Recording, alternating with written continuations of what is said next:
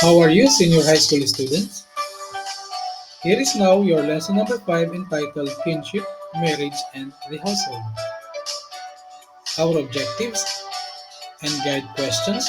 At the end of the lesson, you will be able to define kinship on family and marriage, determine the types of kinship, identify the family structures, and enumerate the forms of marriages. What is kinship? What is the family and its structures? What is marriage and its types? How do people get married? To start, let's have the definition of kinship. When we say kinship, it is blood relationship. It refers to the web of social relationships that form an essential part of the lives of most societies, and very common and basic. When we talk about kinship, what comes to our mind is the family. The family is the basic social institution, the primary group in society, characterized by common residence, economic cooperation, and reproduction. A group of persons united by ties of marriage, blood, or adoption, constituting a single household, interacting and communicating with each other in the respective social roles of husband and wife, mother and father, son and daughter, brother and sister, and creating and maintaining a common culture. The term family is also used in the sense of loyalty, selflessness, love, and genuine care and concern, and to those who will stand by you no matter what and will always support you no matter what. In the family structure based on internal organization or membership, there are two types of family, namely the nuclear family and extended family.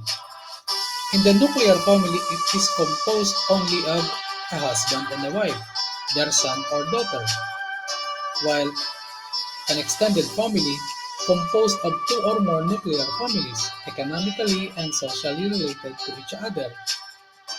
Like for example, aside from your mother and father, you are living also with your lolo and lola, your titos and titas. And aside from your brother or sister, you are living also with your cousins. Based on descent. Descent refers to the origin or background of a person in terms of family or nationality. Patrilineal descent. It is when the child finds it necessary to ask support from his father's kin. While matrilineal descent, if a child finds it necessary to ask support from his mother's kin. While bilateral descent, when the child asks support either from the father or mother's kin.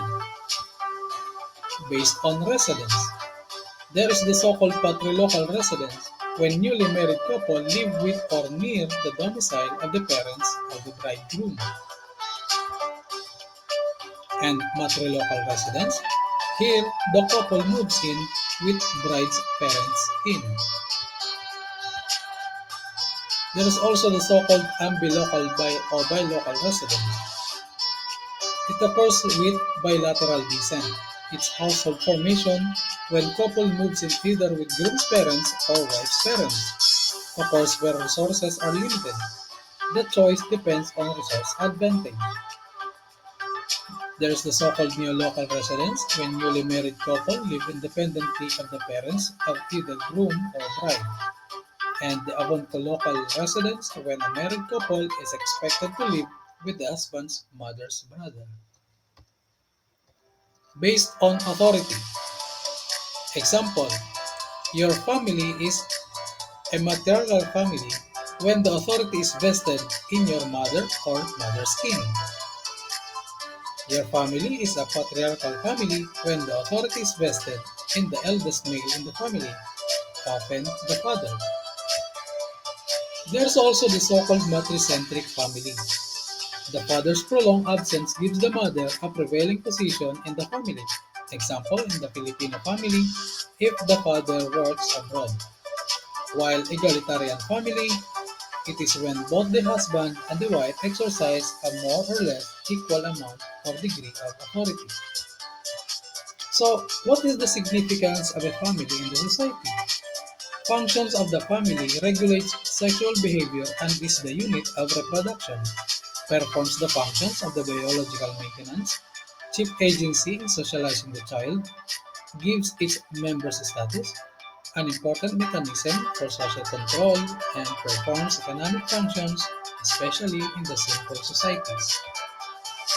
Now, let's talk about the foundation of a family, which is started through the kinship by marriage. When we say kinship by marriage, it is the legally or formally recognized union of two people as partners in a personal relationship. According to Bowman, people get married because of love, because of economic and emotional security, because of parents' desires, due to escapes from solitude or forlorn home situation, because of money, because of companionship, because of protection, or because of adventure or common interest. And how about you? How would you choose your future partner in life? There are forms of marriage. There's the so-called monogamy. It allows or permits a man to take only one spouse at a time. And there is also the so-called polygamy, plural marriage. And under it, there is polygyny and polyandry.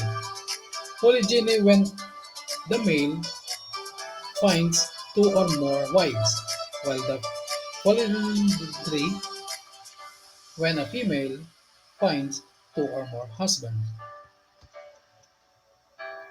On the selection of marriage partners, there are two terminologies, endogamy and exogamy.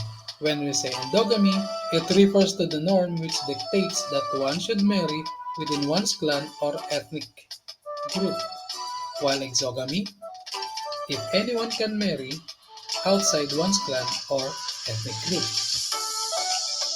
There is also the so-called levirate norms and surrogate norms. Levirate norms when a widow married the brother or nearest kin of the deceased husband, while surrogate norms when men should marry the sister or nearest kin of the deceased wife. Any questions, clarifications? You can send me a message. Thank you for listening.